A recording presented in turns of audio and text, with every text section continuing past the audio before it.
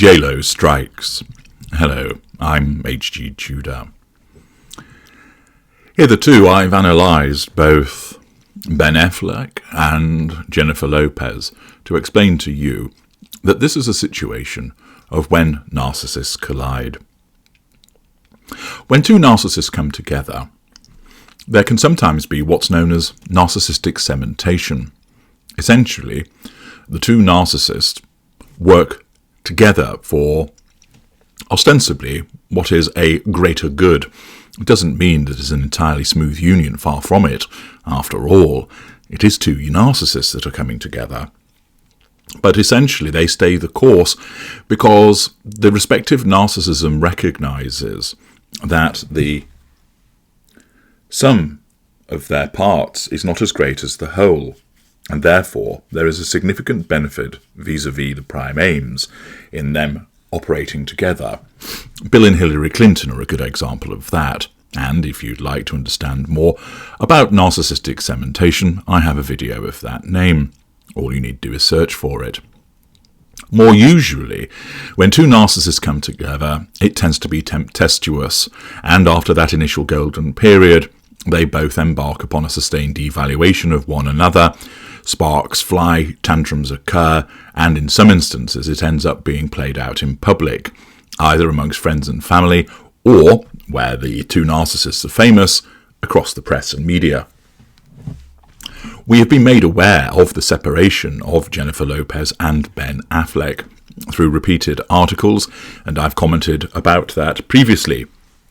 But it would now appear that Jennifer Lopez has taken the initiative, as according to Kieran Southern writing in The Times, Jennifer Lopez has filed for divorce from Ben Affleck after little over 2 years of marriage. Pausing there, what are we dealing with? Well, when they came together there was the golden period.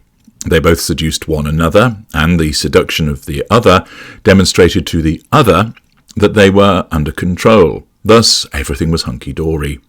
However, the sustained devaluation commenced, as it always does so when it involves a narcissist. And therefore, one will have started the sustained devaluation of the other. Let's assume that J-Lo started it as against Ben Affleck. The fact that she then started devaluing him, naturally, was a threat to control in relation to his own narcissism, and therefore it will have triggered his devaluation of her. Thus, the tempestuous existence commenced, and the sustained devaluation hasn't lasted that long before a disengagement trigger was activated. It would appear that J-Lo is the one that disengaged first from Ben Affleck, and most likely it will have been on the basis that her narcissism simply recognised that he was too difficult to control, and it wasn't worth attempting to do so.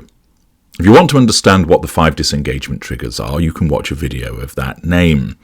And in this instance, it would appear that because of his narcissism and the way that it needs control over her, when he was engaging in the repeated devaluing behaviours, her narcissism essentially recognised this is like an ongoing insurgency. The time and effort and resource that's required to try and keep him under control isn't worth it. It's too much like hard work, therefore let's get rid of him. Essentially, cut our losses and move elsewhere. And thus, her narcissism caused her to disengage from him. Because the two of them are married, there are certain formalities which must then be addressed with regard to the dissolution of the marriage, and she has got in first. Even though Affleck may have been the one who was disengaged from, he may well have then decided to strike first in relation to filing for divorce. Indeed, in some instances, that would be a retaliatory act from a narcissist, whereby they are the one that has been binned, in effect, but they fight back by stating, well, actually, even though they might have entered the relationship, I want the divorce, as, again, a further assertion of control. But Lopez has got in first, and she has filed for divorce. The chart-stopping pop star, aged 55, filed the legal documents herself at a court in Los Angeles on Tuesday. The date of separation is listed as April 26, 2024. The couple, who are each worth at least tens of millions of dollars, did not have a prenuptial agreement, according to TMZ. Lopez and Affleck, 52, married in Las Vegas in July 2022, decades after they were first engaged. The couple, known in the tabloid press as Bennifer, held a second ceremony in Georgia on August the 20th, 2022, exactly 2 years before Lopez's divorce filing. Lopez and Affleck originally began dating in the early 2000s. They appeared together in the infamous 2003 flop Giggly, as well as 2004's Jersey Girl. Public interest in their relationship was insatiable, all of which of course provides them with fuel, and they became one of the most closely followed couples of the era. They got engaged in November 2002, but the following year cancelled their wedding with 4 days' notice, blaming media attention. They went their separate ways in 2004. Lopez topped the music and box office charts with her better-known films including Monster-in-Law and Hustlers. The latter earned Lopez a Golden Globe nomination. She was married to the salsa singer Marc Anthony for a decade from 2004, with whom she has 2 children. Lopez has been married 4 times.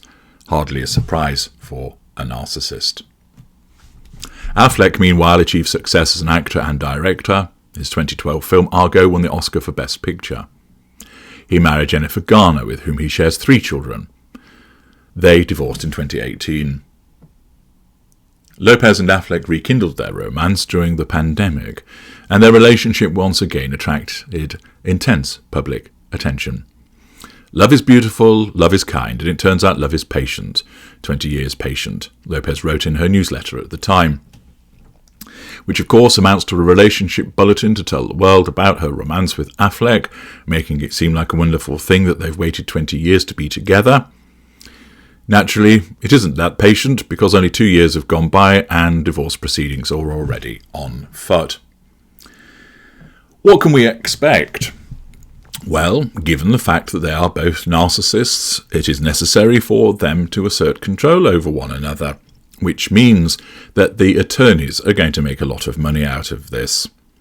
Given the fact that there's no prenuptial agreement, there will be arguments about the divvying up of assets, and each will seek to assert control over the other. Any demand that the other makes to the other will be a threat to control, and there will be repeated instances of direct assertions of control being utilised through the firing off of attorneys' correspondence. Ultimately, the divorce will be concluded and they will go their separate ways. But in the meantime, there is going to be repeated shots fired between the two of them as part of the need to assert control. Divorcing a narcissist is invariably a testing experience. Those of you who have been involved with a narcissist, married one and then became divorced, will attest to that.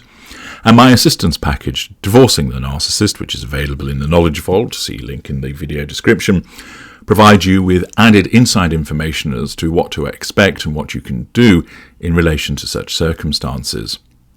Here, such an assistance package would only provide half the story, because that is in respect of narcissist and non-narcissist.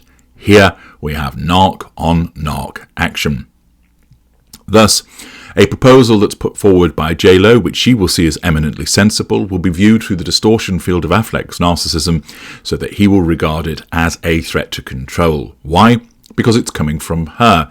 His narcissism isn't looking, for instance, at the amount that's being suggested, but simply the fact that she is making the suggestion, and therefore it is viewed as a threat to control, which will result in the response from Affleck, whereby he's likely to reject it and come back with a counter-proposal. There will be this back and forth as the two of them jockey for position, trying to assert control over the other. They will seek fuel, of course, from one another, although that will not be the primary concern, because they will have extensive fuel matrices where they're able to gain fuel from other people. This is all about the control between them. It remains to be seen just how much of it will be played out in public, and if it is, it will provide further opportunity to demonstrate the narcissistic dynamic between the two of them. But for now, Jennifer Lopez has struck first. She is on the front foot, as she has instituted the divorce proceedings, which will of course not go down well with Ben Affleck, because that will threaten his need for control.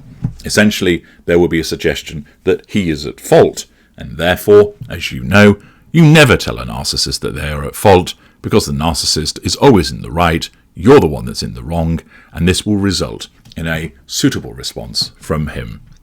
We shall keep an eye on what happens next, but for now, there is going to be the knock-on-knock action in divorce proceedings. I'm H.G. Tudor. Thank you for listening.